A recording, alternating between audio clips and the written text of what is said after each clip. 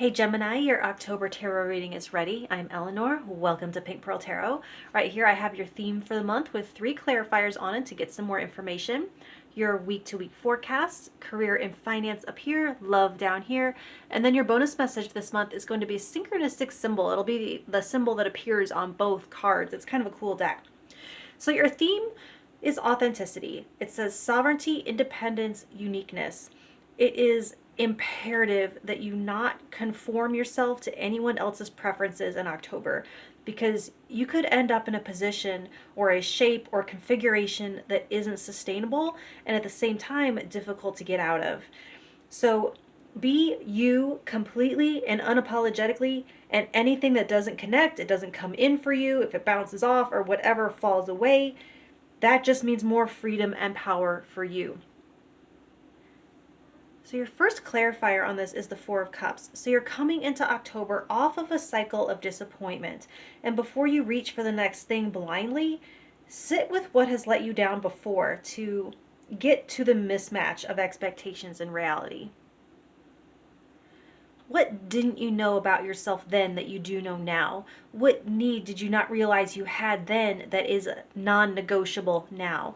What did you invest in before that took more than it gave over time? You have that investment back right now for this moment, so you're right to be reluctant to reinvest in the next sequential thing without thoroughly digesting the wisdom of the mistakes.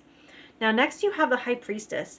Your first thought is usually your truest thought. Your first thought is usually more connected to your intuition. And this is not to say that we can't interrogate or refine our first thought or polish it, or even that it's always 100% accurate, but it will always contain the truest glimpse into our authentic stance on something or our absolute pure being. Finally, you have the Queen of Cups, and I love the visual synchronicity of the silhouette kind of looking very much like her with if you were to put her in silhouette, this little pheasant feathers and her ponytail kind of have a similar look there. Plus her holding the cactus and her holding the cup. The cactus says, I invite you and I dare you to know me at the same time. The cup says, I invite you and I dare you to know my heart. The authenticity card says sovereignty, and here it is, Queen energy. You don't owe your heart to anyone. You have the power to give it where you choose. You don't have to change the configuration of your emotions to suit someone else. You owe no one an apology for feeling or not feeling a way. Behavior and responses, yes, those are under your control. Through those you can hurt another. But your feelings and your self-care, those are your domain, so do it your way. And also, to be clear, you do not have to love yourself to be loved or to deserve love. However, when we don't, we're more likely to compromise ourselves in order to get it from someone else. And what happens is we don't receive love, but love for that role, love for that character that we're playing. So in a non-romantic or friendship context, it's like lying in a job interview to make yourself seem like a good fit when you know you aren't. So why set yourself up for misery once you get that job and it isn't right for you? So getting into your week-to-week forecast, week 1, you have the 5 of water. It says unwinding in this Da Vinci deck. So this is an unclenching of something that you had a tight emotional grip on and letting it float away Viking funeral style. Mourning a loss can never be skipped or bypassed, only procrastinated on, only kicked down the road. So the authenticity card says independence. So claim your independence from something that is not coming back. I just saw this great quote. It's a little harsh, but it says, let go or get dragged. So breathe and surrender, rest and regather your energy for the next question. That question is, what now? What's next? What is alive in my life that deserves my energy and nourishment now? Week 2, you have the Page of Earth. So here you go, ready to invest again, ready to get back into the game. This could be some kind of offer or opportunity.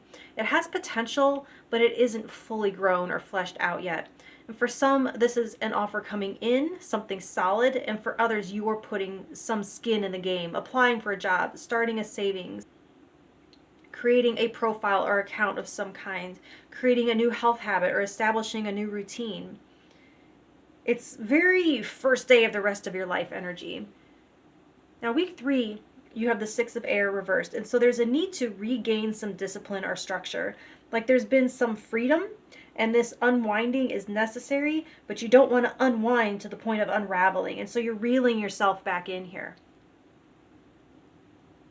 That's what I get here in that 3rd week. Whatever that metaphor applies to in your life, reeling yourself back in after a temporary period of running away or checking out. Now, week 4, you have the Knight of Fire reversed. So time to narrow your focus. There's a little bit of tough love coming in here saying, that was fun, that was necessary, that was deserved, that was healthy. Let's get serious for a minute. Allowing yourself to do or have anything you want whenever you want is not true sovereignty. It's not a true queen. Rulership means integrity, accountability, conscious choices, hard choices, a working relationship with emotions, not letting them run you like a spoiled child. So I think you needed to get wild. I think you needed to feel yourself decompress in a boundless, infinite way.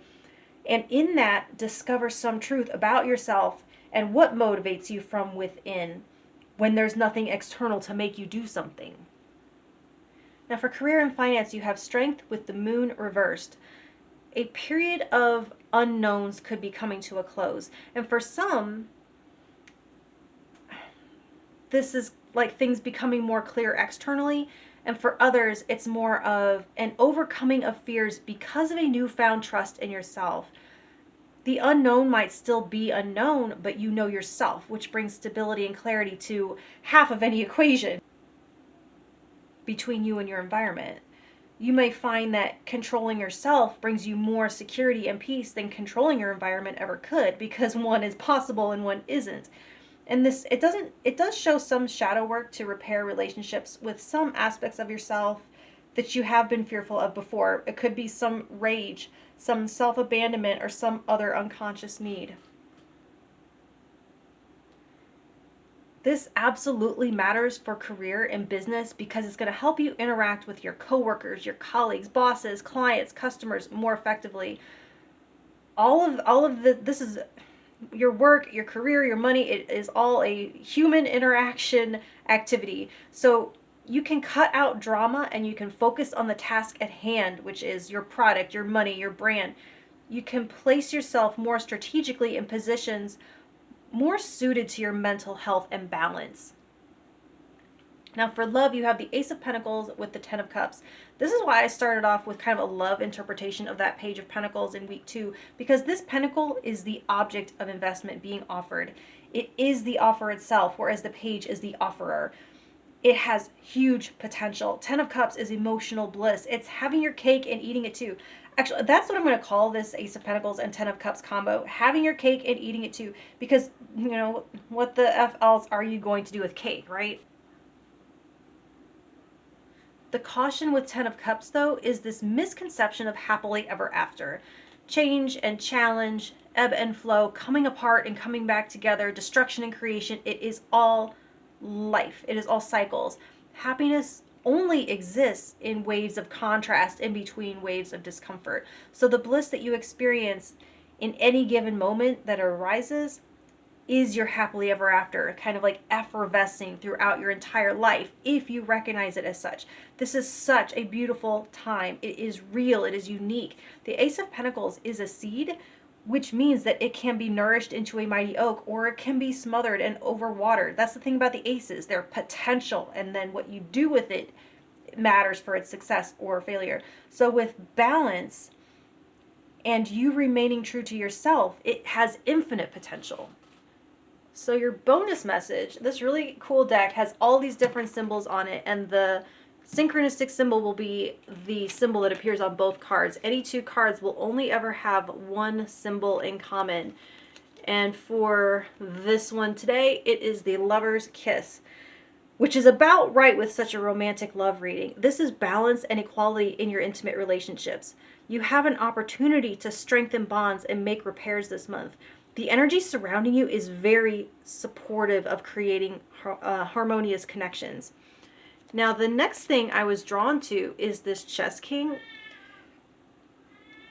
it indicates protection around you from loved ones. So for some, you could find yourself being pursued by a welcome or maybe an unwelcome suitor. So position yourself strategically with the people around you that you know, and at the same time, be ready to improvise.